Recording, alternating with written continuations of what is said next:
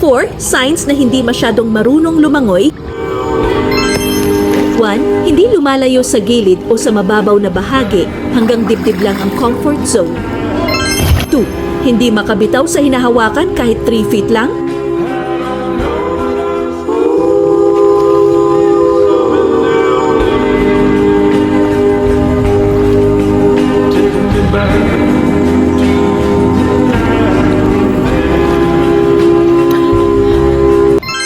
3. Walang breathing technique. Hinga lang ng hinga hanggang hingal na.